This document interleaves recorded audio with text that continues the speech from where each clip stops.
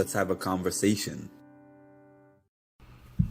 I want to take this time to thank everybody for their support of myself, Mark, and the music and mental health movement. Please take this time to like, comment, subscribe, and hit the notification bell to get notified of when I drop some more great content. Thank you. What's up, y'all? Good morning. Happy Friday. I hope everyone's weeks have been going well. My week has been going fast and slow at the same time.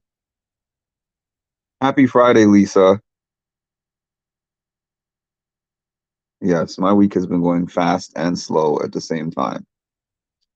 So, I'm really disappointed today about the Big Brother news that came out yesterday, I think. The Big Brother Canada news. So, as you guys know, oh yeah, if you haven't heard, Lisa, you're not gonna like the news. You're not gonna like the news. So as you guys know, I'm new to Big Brother in general, but I'm very new to Big Brother Canada.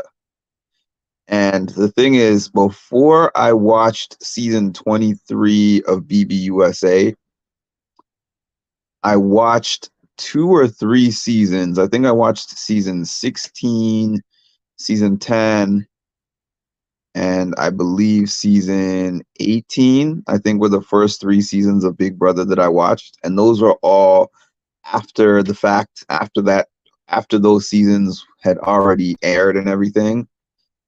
And I just watched the episodes that were edited and on the TV. And it was pretty interesting. Like, I liked it, I enjoyed it. And then basically BB23, I started watching a little bit of live feeds, but BB24, when most of y'all met me on here, is when I really got invested into the show. And I realized it's a whole different show when you watch live feeds versus when you just watch the edited episodes on the TV. You get really invested. You start to watch those bathroom conversations. You start to see when they're sitting at the chess table and talking all this strategy. You get to see when they sit around in the kitchen for hours talking about their lives and talking about their upbringing. You get to see unfiltered moments where people are around other people who they have not experienced before. Some people like that, some people don't like that. But for me, that's part of the show. I know that they want to protect themselves, the brand, and they want to protect the house guests that are on the show. But it's the show, man. It's the reason why we watch the show. So anyways, just skipping ahead because this can't be that long of a live.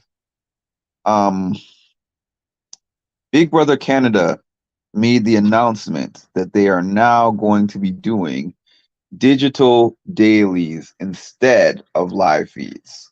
So this statement says, "We are known for giving audiences behind the scenes access to Big Brother, and we're excited to debut digital dailies this season," said Lisa Godfrey, Senior Vice President, Original Content and Chorus Studios.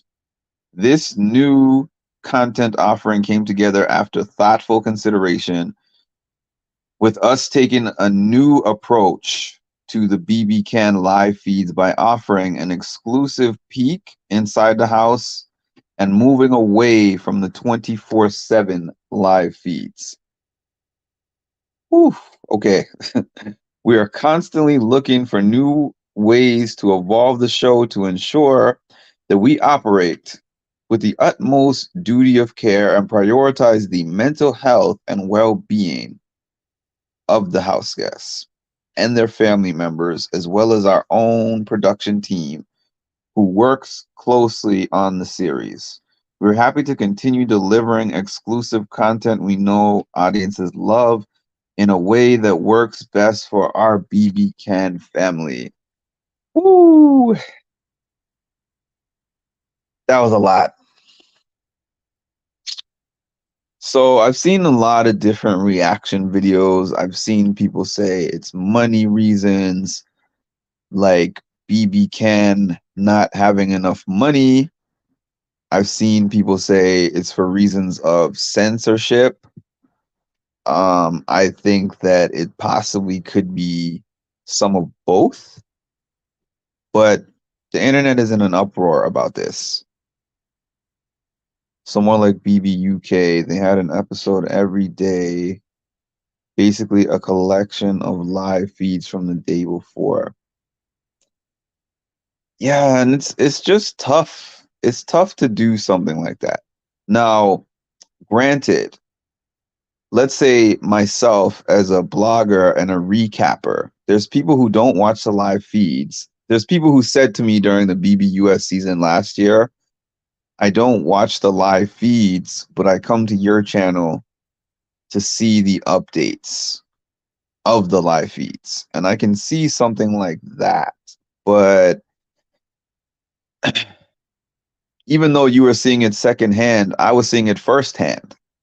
So it's a difference not being able to see everything in real time. Seeing things in real time, I feel like, is what makes people really excited about the show. Like being able to sit on the feeds and watch and see what happens, if some kind of action happens, or like we see when people are trying to outweight other house guests so that one of the house guests will go to sleep so the other two can have a bear snake situation, or they can have a secret discussion about strategy, or they can meet with their fellow alliance members. It's just, I love the live feeds. The live feeds make the show great, and doing away with them or turning them into digital dailies where they pick and choose what we're able to watch. Ah, I will give it a chance. I'll give it a chance for the first couple or few weeks to see what exactly that looks like. But trust and believe, if BBUSA ever did that, I'm done with BBUSA. I don't know if they're going to do it. People are saying they're not really in danger of doing that. But if they ever did, I wouldn't be too interested in watching BBUSA anymore, to be honest with you guys. There's going to be so much gray area. Hard to share an opinion on things when you don't get the. That's the whole thing. That's the whole thing. Even with this Kyle situation, which keeps coming up, like, as people are talking about this live feed decision for BB Can, the Kyle incident of last year keeps coming up, and I hated the fact that we only got snippets of what happened there. And it's like, oh, it's to protect the family and it's to protect the mental health. I don't think that's what it is. I don't think it's to protect the mental health. I really just think everything they do is a move to protect the brand. They don't want certain things to be attached to their brand. And this is a way for them to take control of the narrative. And the whole point of a show like this, to me, which made it different from other shows, is that Survivor, production controls the narrative. The Challenge, production controls the narrative. Like almost any one of these shows, competition shows that you watch, they get pre-recorded, edited down, and they put them on months after the show is finished being recorded, and they get to pick and choose what they want people to see. Big Brother was the show that they just put them in the house, and what you see is what you get. They're making the show as we watch. They are creating the content live. There's no chance to glam up or only get your good sides, only get the good parts. You get to hear all the different conversations. You get to see how people react after a competition, or after you get to see the whole argument, uncensored, unfiltered. I love that stuff. Yeah, I totally agree, Lisa. I love that stuff. Because I'll be honest with you guys. My mom likes Big Brother, and she's liked it for years, maybe since the beginning. I don't know. And I used to see it a little bit when she was watching it, and I would be like, this show is dumb. I like things that are more hardcore with the competition. Like, that's the reason why I gravitated towards a show like The Challenge, was because I was like, I like the dailies that they do, the daily competitions. I like the eliminations. I like the finals. Like, it's exciting to watch, and they're not stuck in this house. They get to live in this mansion and jump in the pool, and they have parties. They go out to the club. It's a fun show. But then when I really started getting into Big Brother was when I started looking at these live feeds, because I'm like, it offers us an unfiltered and uncensored storyline that production is not baking up. It's just the cameras are there and they're there. Whatever they say and whatever they do is the show. So I don't like the world that we live in of the censorship and picking and choosing. So you're right, Lisa. It becomes hard. It becomes hard if a certain situation happens in the house and production is like, we can only show this part of it because we don't want this to be seen. So you're saying you're protecting somebody's mental health. But then it leaves the fans to wonder what happened and create theories, because we're not seeing a whole picture and then forming an opinion based on everything we saw. We're forming an opinion based on whatever you decided to show us. And that could get problematic as well. The challenge reunion is good so far. Can't wait to see here Turbo again, by the way. It really is.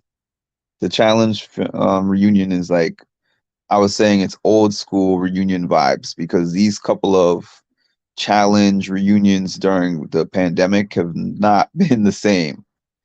They've not been the same, but this new season in general has been great. This reunion is great. But yeah, I'm not liking it. Not liking the decision. I don't believe their reasoning that they put out in the statement, but obviously they are making a political statement to make it sound like it's for the benefit of the house guests themselves and for production. And let me talk about one more thing. To protect the mental health. So I have taken a look at some of a BBUSA application process, and they are basically signing away their rights when it comes to mental health when they go on this show, because it tells you have to be stable to go on the show, and you have to be able to withstand. I'll show you guys, part of the contract one day, but my basic take out of it was you have to be able to withstand ever-changing conditions, slop, situations that could be triggering to your mental health. You basically are just signing the paperwork saying that you are adjusting to all the elements and you're stable enough to be able to withstand that kind of environment. So I don't think that they're doing this to protect the mental health, because when you sign up to go on one of those shows, especially Big Brother, you kind of know what comes with it. And man, just looking through Twitter today and looking through Twitter last night, there's a big uproar about it. A lot of people say they are not going to watch anymore. I think that their numbers, their viewership is going to go way down. That's just my opinion. Um,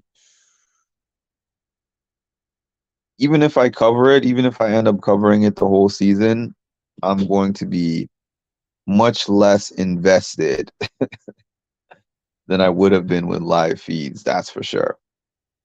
On a brighter note, Survivor. Survivor is going to be here March 1. So I'm hoping that before March 1, and I'm believing that I'm going to be able to do this, I'm just going to go down the list of the Survivor players, and I'm going to do a pre-cap.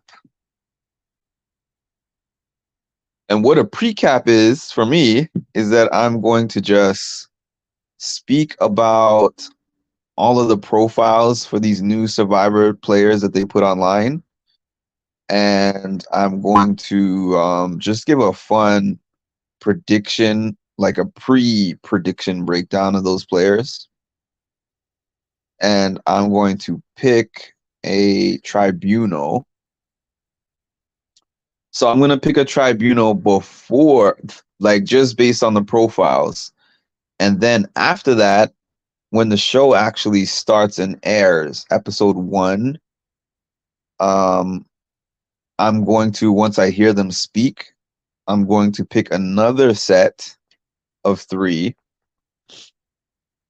And then at the end of the season, I'm going to see how closely my picks match up to my guesses. And I'm going to maybe like mid-season or so, at the mid-season point of the Survivor season, I will update and see who I think is going to win. Pre-play crew. That will be fun to do. Yeah, I think that I will try to do it on Sunday. I think that I'll try to do it on Sunday because it's going to take a little bit of time. I think there's 16 of them or something like that. So it's going to take a bit of time to do that, but I'm going to aim to do that on Sunday. I'm going to aim to do that on Sunday because March 1 is actually next week. What is it? Next week, Thursday, I think. Yeah, so there's not much time between now and the start of the Survivor season, but I'm excited to actually cover it. I was giving you guys updates on my community page about Survivor, and that was just because it was my first season watching it last year, so I didn't really feel comfortable covering it because I'm like, what's this? What's shot in the dark? What is this? What is this? I'm still not a Survivor expert, but I know enough that I think I'm going to start covering that. And I'm glad that that's there at the same time as Big Brother. So just in case Big Brother turns out to be whack, I still have a show to cover up until the BBUSA season starts. And on a side note, on another note, I think that this thing happening to BB Can is actually going to make the BBUS season even more popular because some people who liked BB Can better are probably going to transfer over their lifetime memberships over to the BBUSA season. All right, y'all. I hope you have a good Friday, and we will talk again very, very soon.